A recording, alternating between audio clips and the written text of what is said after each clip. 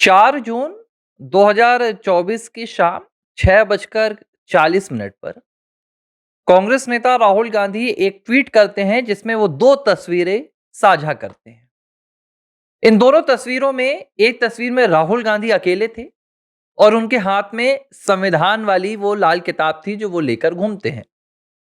और दूसरी तस्वीर में पूरा गांधी परिवार एक साथ था जिसमें सोनिया गांधी, प्रियंका वाड्रा और राहुल थे और साथ में कांग्रेस अध्यक्ष मल्लिकार्जुन खड़गे थे। और इन चारों के जो हाथ थे उस तस्वीर में वो इस तरह थे। सभी ने एक साथ विक्ट्री साइन दिखाया था जो जीत का एक प्रतीक होता है। और इस जीत के प्रतीक के साथ राहुल गांधी ने ऊपर एक कैप्शन लिखा था जिसमें उन्होंने कहा कि भारत की जनता ने आखिरकार लोकतंत्र और संविधान को बचा लिया है। इंडिया अलायंस को समर्थन देकर आपने दिखा दिया है कि आप भारत के संविधान के साथ हैं। दरअसल ये वो दिन था जब लोकसभा चुनाव 2024 के नतीजे सामने आए थे और इन नतीजों में कांग्रेस पार्टी की 99 सीटें लोकसभा में और इंडिया अलायंस की कुल 235 सीटें आई थी। भारतीय जनता पार्टी 240 सीटों पर ठहर गई थी। 4 जून 2024 की शाम कांग्रेस पार्टी के दफ्तर से लेकर 10 जनपद तक जश्न मन रहा था। हर तरफ मिठाइयां बांटी गई। आईटी सेल वाली वो बुआ सुप्रिया सिन्हा, उन्होंने तो ये ऐसे एकदम इशारे कर दिए थे, victory sign. Bharatiya Janata party को समझ में नहीं आ रहा था कि भाई सरकार हमारी बन गई, एनडीए की जीत हो गई, लगातार तीसरी बार नरेंद्र मोदी तीसरी बार देश के प्रधानमंत्री बनने जा रहे हैं और जश्न भाजपा के कार्यालय में तो बन ही रहा था लेकिन कांग्रेस भी मना रही थी। आज मैं आपको यह कहानी क्यों सुना रहा हूं? क्योंकि उस जश्न के पीछे का जो सच था वो सामने आ गया है। उस जश्न की आड़ में राहुल गांधी ने पिछले एक साल में जितने भी सियासी झाड़ काटे उसका सच भी सामने आ गया है और कैसे उन्होंने देश की जनता को भ्रमित करने के लिए, देश के लोकतंत्र को कमजोर करने के लिए और देश की संवैधानिक संस्थानों पर प्रहार करने के लिए जो विदेशी ताकतों का सहारा लिया, उसकी कहानी भी सामने आ गई। बीते दिनों तटीय राज्य केरल का जो नगरीय निकाय चुनाव था उसके नतीजे सामने आए। 14 जिलों में ये चुनाव हुए, 6 म्युनिसिपल कॉर्पोरेशन पर ये चुनाव हुए और एक जो तिरुवनंतपुरम है केरल की राजधानी, वहां पर भारतीय जनता पार्टी की जीत हुई और इसके अलावा यूडीएफ को भी अच्छी तादाद में वहां पर सीटें मिली एलडीएफ के मुकाबले। कांग्रेस पार्टी भी अपनी जीत सेलिब्रेट कर रही है। इस जीत पर राहुल गांधी का ट्वीट आया और राहुल गांधी ने लंबी चौड़ी बातें की। उन्होंने केरल में कांग्रेस की इस जीत के लिए बदलाव की एक बयार बताई। उन्होंने बताया कि साबित हो गया है कि 2026 के विधानसभा चुनाव आने वाले हैं, उससे पहले राज्य में क्या लहर है, किसकी सुनामी, किसकी आंधी है, लंबा चौड़ा पोस्ट आया। और जब राहुल गांधी इस पोस्ट को केरल की जीत पर लिखते हैं, कांग्रेस की जीत पर लिखते हैं, तो पूरा कांग्रेसी कुनबा राहुल गांधी के रास्ते पर चलता है। सभी ने कांग्रेस की इसे केरल निकाय चुनाव में भारी भरकम जीत बताई। यहां तक कि एक सीट पर जहां भारतीय जनता पार्टी ने जीत हासिल की है, तिरुवनंतपुरम, उसकी जीत को भी कांग्रेस पार्टी ने कह दिया कि यह भाई मीडिया की जीत है।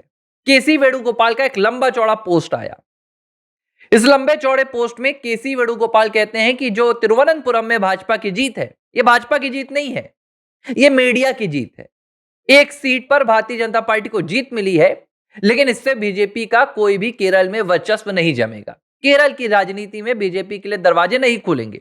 बाकायदा वोट बैंक बताया जा रहा है। कह रहे हैं केसी वेणुगोपाल साहब कि 2019 के बाद वोट बैंक भी 5% बीजेपी का गिर गया। बीजेपी की कोई जिला पंचायत में सीट नहीं आई, कोई ब्लॉक पंचायत में सीट नहीं आई, 2 नगर पालिका में आई, पहले भी थी। और जहां पर त्रिशूर में कि आपके सुरेश गोपी जीत कर आए, वहां की भी municipal seat Bharatiya Janata party हार गई। अच्छी बात है कि केरल में कांग्रेस पार्टी जीती। यह भी अच्छी बात है कि केरल में बीजेपी एक सीट पर जीती, ठीक है, शशि थरूर ने इसकी बधाई भी दी।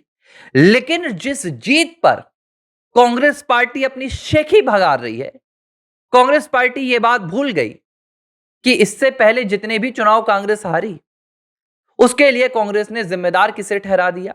चुनाव आयोग को। जिम्मेदार किसे ठहरा दिया? देश की लोकतांत्रिक संवैधानिक संस्थाओं को। जिम्मेदार किसको ठहराया अपनी हार के लिए? प्रधानमंत्री नरेंद्र मोदी को। और पूरे देश को भ्रमित करने के लिए कैंपेन चला दिया, वोट चोरी अभियान। 14 दिसंबर को दिल्ली के रामलीला मैदान में कांग्रेस पार्टी वोट चोरी के लिए, वोट चोरी के अपने अभियान के लिए रैली कर रही है। नाम दिया जा रहा है वोट चोर गद्दी छोड़। लेकिन विडंबना देखिए कि एक दिन पहले केरल में मिली जीत का जश्न मना रही है। सवाल यह उठता है कि कांग्रेस पार्टी जहां चुनाव हारती है, वहां पर वो हार स्वीकार नहीं करती है और कह देती है वोट चोरी हुई, ईवीएम वहां पर बदली गई, ईवीएम में जालसाजी हुई, नरेंद्र मोदी सरकार ने संवैधानिक संस्थानों पर कब्जा कर लिया, ज्ञानेश कुमार बिक गए, पूरा लोकतंत्र बिक गया, देश बिक गया, जनता बिक गई, दुनिया जहान बिक गया। लेकिन कहीं पर कांग्रेस की एक सीट पर भी जीत हो जाती है, तो उस सीट पर कांग्रेस पार्टी ये नहीं कहती कि ये हमारी जीत है, ये लोकतंत्र की जीत है, बस हम जीत गए, जश्न मनाओ। कैसे जीते, क्यों जीते, उस बात पर चर्चा नहीं करनी है। तो भाई जहां आप जीत जाते हैं, वहां पर वोट चोरी नहीं होती, वहां पर नरेंद्र मोदी की ताकत नहीं चल पाती, वहां संवैधानिक संस्थानों की ताकत नहीं चल पाती, वहां ज्ञानेश कुमार जी की ताकत नहीं चलती, वहां पर ईवीएम की ताकत नहीं चलती। ये कैसा जादू हो जाता है? जहां आप हार जाते हैं, बिहार में आप हारे, राहुल गांधी ने क्या कहा था? हमें ये नतीजे स्वीकार नहीं है, निश्चित तौर पर ये नतीजे वोट चोरी का परिणाम है। कांग्रेस पार्टी ने स्वीकार ही नहीं किए नतीजे। क्यों? क्योंकि वहां पर इनकी हार हो गई। महाराष्ट्र में हारे, वहां पर नतीजे इन्होंने स्वीकार नहीं किए। दिल्ली में हारे, नतीजे स्वीकार नहीं किए। हरियाणा में हारे, नतीजे स्वीकार नहीं हुए। हां, लेकिन अगर केरल में जीत गए तो कांग्रेस का डंका बज रहा है। यह है इनका दोहरा चेहरा कि कांग्रेस ने जो पिछले 12 सालों से लगातार चुनाव दर चुनाव उनकी हार हो रही है, और कांग्रेस पार्टी के तथाकथित जो जननायक हैं राहुल गांधी, उनके चेहरे को बचाने के लिए यह पूरा अभियान शुरू किया गया, जिसका नाम दिया गया वोट चोरी अभियान। क्यों? क्योंकि कांग्रेस का कार्यकर्ता पूछने लगा कि यह कैसा नेतृत्व है जो एक चुनाव नहीं जीतता। तो इसका एक उपाय निकाला गया कि एक काम करो, कार्यकर्ताओं को भ्रमित रखो और कार्यकर्ताओं को यह बताओ कि हम लड़ तो रहे हैं, हम जीत तो रहे हैं, लेकिन जिस संस्था से हम लड़ रहे हैं, जो चुनाव कराने वाली संस्था है, वो बीजेपी को जिता देती है, ताकि हमारी कुर्सी बची रहे। और मैं बार बार कह रहा हूं, चाहे दिल्ली की रामलीला मैदान की रैली हो या हैदराबाद की रैली हो, कहीं की रैली हो कांग्रेस की, जनता को इस अभियान से कोई लेना देना नहीं है।